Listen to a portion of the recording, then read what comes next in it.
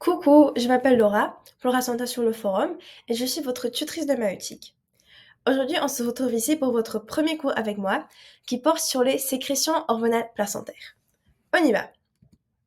Donc voici le plan. D'abord, je vais vous donner les définitions générales sur le placenta et les différentes hormones qui vont faire l'objet de ce cours. Et après, on va développer plus en détail les hormones polypeptidiques, les hormones stéroïdes et les autres facteurs hormonaux. Les définitions générales. Donc, le placenta humain est caractérisé par l'intensité et la spécificité de ses fonctions hormonales. La fonction endocrine du placenta permet la sécrétion de deux grands groupes d'hormones, les hormones polypeptidiques, qui sont les hormones protéiques, et les hormones stéroïdes. Voici un tableau très important, car en fait, il faut savoir différencier donc les hormones polypeptidiques des hormones stéroïdes des autres facteurs hormonaux. Et il faut savoir aussi quelle hormone appartient à quel groupe. Mais on va voir tout ça maintenant. Donc on commence par les hormones polypeptidiques. Les hormones polypeptidiques sont synthétisées dans le trophoblaste, plus spécifiquement dans le syncytiotrophoblaste. Le syncytiotrophoblaste est une cellule polynucléée à activité hormonale. Polynucléée, ça veut dire que la cellule a plusieurs noyaux. Le syncytiotrophoblaste possède le même karyotype que le fœtus, ce qui fait de lui un tissu endocrine sexué. Je ne sais pas si vous vous souvenez de vos cours de génétique, mais en fait, le karyotype, c'est l'ensemble des chromosomes qui constituent le patrimoine génétique d'un individu. Et parmi ces chromosomes, il y a aussi les chromosomes sexuels. Et c'est ça qui fait en fait du syncytiotrophoblaste un tissu endocrine sexué. Il se situe à la surface de la villosité choriale. C'est ce que vous avez vu avec Victoria dans le cours précédent. Et il sécrète la majorité des hormones polypeptidiques dans la circulation maternelle. Il y a trois grandes hormones qu'on va voir aujourd'hui. Donc, l'ACG, l'HPL ou l'HCS et la GHP. On commence par l'ACG. Donc, c'est l'hormone gonadotrophine chorionique humaine et elle est composée de deux sous-unités. Très important, ça tombe très souvent en anal. Donc, la première sous-unité, c'est la sous-unité alpha, qui est commune à la FSH, LH et la TSH, qui sont toutes les trois des hormones d'origine hypophysaire. Elle est composée de 92 acides aminés et est codée par un gène sur le chromosome 6. Tandis que la sous-unité bêta est spécifique de la CG. Elle est composée de 145 acides aminés et est codée par un gène sur le chromosome 19. Donc, cette hormone est utilisée en gynécologie obstétrique pour les tests de grossesse et aussi pour la recherche de certaines anomalies embryonnaires ou fœtales, comme par exemple la trisomie 21. C'est le premier message soluble qui prévient l'organisme maternel de la grossesse, et c'est notamment la sous-unité bêta, car on se souvient que c'est elle qui est spécifique de l'ACG.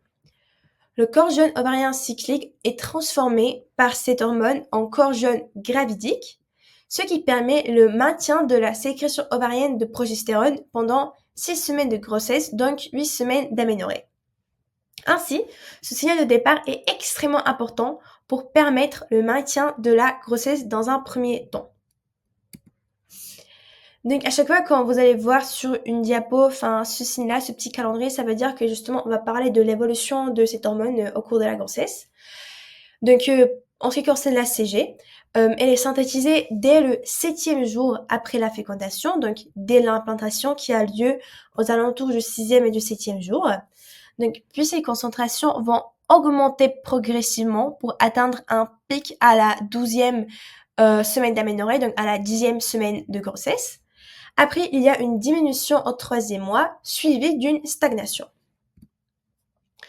Il y a plusieurs facteurs qui vont moduler la production d'ACG.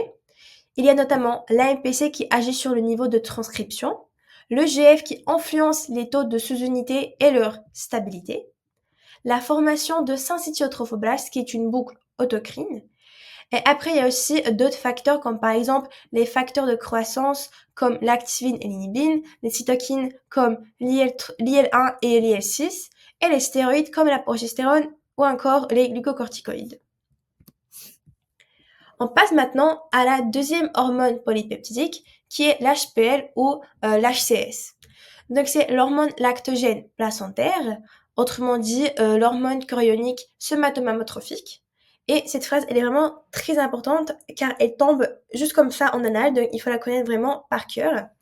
Donc l'HPL est composée d'une simple chaîne polypeptidique non glycolysée. Elle possède 85% d'homologie avec la structure de l'hormone de croissance hypophysaire, pas hypothalamique, vous voyez les pieds arriver. Et donc, c'est l'hormone la plus abondamment produite par le placenta humain. Je retenais ça en me disant que HPL, il y a le PL séquent plus, et ainsi c'est cette hormone qui est la plus abondamment produite par le placenta humain, encore une fois. Par contre, sa signification physiologique est imparfaitement connue. Elle favorise l'apport de nutriments au fœtus. C'est l'antagonisme de l'insuline sur le métabolisme maternel. Donc, on se rappelle de ce que fait l'insuline. L'insuline permet de capter le glucose. Et vu que l'HPL va faire le contraire, il y aura beaucoup de glucose dans le sang, ce qui va permettre son passage dans la circulation fœtale. Et ainsi, on se demande si jamais cette hormone pourrait avoir une action directe sur le métabolisme fœtal. Donc, sa synthèse est contrôlée par plusieurs gènes exprimés spécifiquement dans le placenta, situés sur le bras long du chromosome 17. Donc, elle est synthétisée exclusivement pendant la grossesse, logique. Et elle est détectable dans le sang maternel dès la 3e semaine de gestation, donc dès la 5e semaine d'aménorrhée. Après, il y a une augmentation jusqu'au terme, car c'est le reflet de la masse placentaire. Et vu que, en fait, pendant l'accouchement, la masse placentaire va sortir, logiquement, vu que c'est le reflet de la masse placentaire, il n'y en aura plus après. Donc, il y a plusieurs facteurs qui vont moduler la production d'HPL ou de l'HCS. Ce sont les facteurs de croissance, les lipoprotéines, les opiacés ou encore l'angiotensine 2. Et il y a donc une corrélation au développement du syncytiotrophoblaste. Ce qui est logique encore une fois, car comme on l'a dit avant, l'HPL est le reflet de la masse placentaire. Et vu que le syncytiotrophoblaste constitue la masse placentaire, c'est logique qu'il y a une corrélation entre l'HPL et le syncytiotrophoblaste. On passe à la dernière hormone polypeptidique qui est la GHP. Donc, c'est l'hormone de croissance placentaire. C'est le produit du gène HGHV, exclusivement exprimé dans le placenta. Et son rôle physiologique est mal connu. Cette hormone a peut-être un rôle sur le métabolisme maternel, fœtal ou alors le développement des fonctions placentaires. Donc, en début de grossesse, la GH circulante de la mère est d'origine hypophysaire. Et après la première moitié de la grossesse, l'HPGH remplace progressivement la GH hypophysaire qui devient indétectable. Donc, ce sont les dernières hormones polypeptidiques desquelles on va parler aujourd'hui. Il y a l'inhibine et l'activine A qui sont des hormones dimériques. Je retenais ça en me disant l'inhibine A, l'activine A, ces deux hormones dimériques. Et elles ont un rôle modulateur sur la sécrétion hormonale trophoblastique. Après, il y a la leptine qui a une concentration élevée pendant la grossesse et qui chute dans le postpartum car elle est d'origine placentaire, comme en fait toutes les hormones précédentes. Et elle stimule la sécrétion d'insuline, la captation de glucose et l'oxydation des acides gras, ce qui fait qu'elle contrôle le poids corporel et la balance énergétique. Un autre moyen pour retenir ce qui est entre parenthèses, je me disais que, en fait, leptine, ça me faisait penser aux lipides. Et vu que les lipides sont la graisse, je me disais que c'est ça, en fait, le lien entre la leptine et donc le contrôle du poids corporel et la balance énergétique. Et donc, il y a après peut-être d'autres hormones, mais on les a toujours pas découvertes. Ok, j'espère que vous êtes toujours là parce qu'on passe aux hormones stéroïdes. Donc, les hormones stéroïdes, elles aussi, sont produites par le syncytiotrophoblaste. Et donc, elles sont nécessaires au maintien et à l'évolution de la grossesse. Elles sont facilement diffusibles grâce à des récepteurs spécifiques et elles entraînent une modulation de l'activité transcriptionnelle de nombreux gènes. Leur biosynthèse est assurée par le placenta et augmente de manière linéaire avec l'âge gestationnel. Ça veut dire qu'au début, il n'y en a pas beaucoup et à la fin de la grossesse, il y a vraiment un maximum. Donc, premièrement, la progestérone.